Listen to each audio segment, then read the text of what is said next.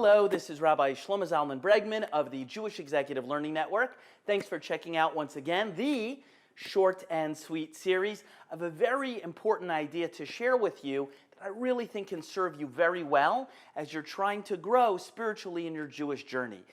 Let me tell you my background, very, very short. My mother is Moroccan, so that's why I'm a little bit tan, right?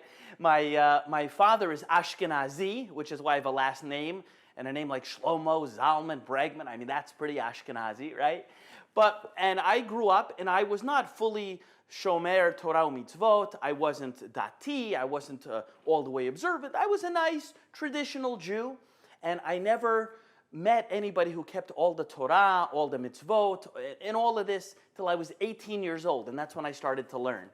And when I started to learn, many times I was very impressed by what I was learning, what I was seeing. I was like, wow, this is really, really cool. And I wanted to incorporate it. There was other things that I said, whoa, this is a little too much for me.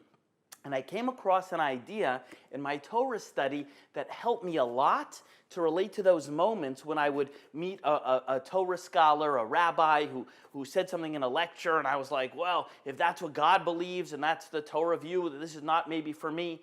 Let me share with you something that meant a lot to me, and maybe it'll help you in your journey as well. We know as Jewish people, we have a prayer. We say the Shema Yisrael. Many people know that. And then the first paragraph after is called V'yahavta. V'yahavta es Hashem Elokecha, so on and so forth. The second sentence, the second pasuk in V'yahavta says, V'hayu hadvarim ha'ele asher anoichi mitzavecha hayoim ala vavecha. V'hayu hadvarim ha'ele, which means that these words, God's saying that these words, asher anoichi mitzavecha hayoim, that I'm commanding you today shall be ala vavecha. The words of Torah, God says, that I give you should be ala vavecha. They should be on your heart. Now, most people read that and they say, oh, that's nice. God is saying that the stuff that He teaches us, His instructions, they should be ala vavecha. They should be, we should take them to heart. But the commentaries point out something very, very cool. They say, it's not exactly, if you know diktuk, Torah grammar, that's not really what our Torah is saying to us. It doesn't say that the words of Torah should be bilavavecha. The words of Torah should be in your heart. It's not what it says. It says it should be on your heart. It doesn't. So that's what it says.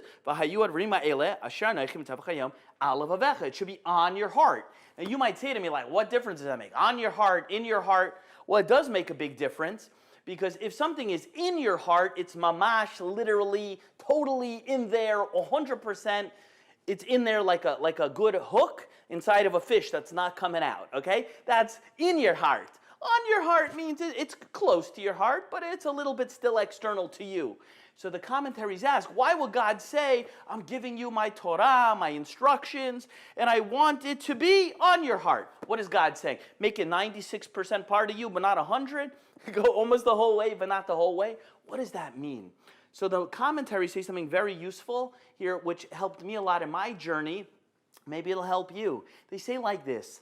Along your way, if you encounter an idea that seems too much or too difficult, or I'll never be able to observe that mitzvah, or that is too strict, or I can't believe that God would ask me to, to show some self-restraint in that area, it's too hard. If you're not yet ready to accept it and put it, bilavavecha, if you're not yet ready to put it all the way in your heart, don't throw it away. Do not dismiss it. At the minimum, put it ala vavecha. Put it on your heart. You follow? If you can't yet take His teachings and put it in your heart, put it on your heart. Because if you would take the Torah and you'll put it on your heart, let's say this is your heart, right? And you put the Torah here, okay? So what happens? So maybe the day will come, it could be in a week, it could be a month, it could be 10 years from now. Maybe you'll have a different experience. But if your heart has the words of Torah close, even if you didn't put it in, just don't push it away. Don't push it away. Maybe one day your heart will be open, and if the Torah was there, God's teaching is there, when your heart will open, it'll be there ready to fall in. Okay? So I'm giving you good advice, my friends. In your spiritual journeys, do not dismiss and throw away an idea, concept, a mitzvah, something you came across, even if it's authentic, and just say, it's too much, fanatical, whatever. Calm down. There are many things along the way that when I first heard of them, I'm like, that's very nice for you. Glad you observe like that. I'm never going to do something like that. But what happened was, with time and with change and with growth, if you don't throw it away and you keep it al levavecha, on your heart, sometimes your heart will be more open down the road, and the Devar Hashem, God's word, will be there available to you and ready to come in. Words for the wise in your journey. This is Rabbi Shlomo Zalman Bregman of the Jewish Executive Learning Network in the Short and Sweet series, and we will see you the next time. Thank you. Bye.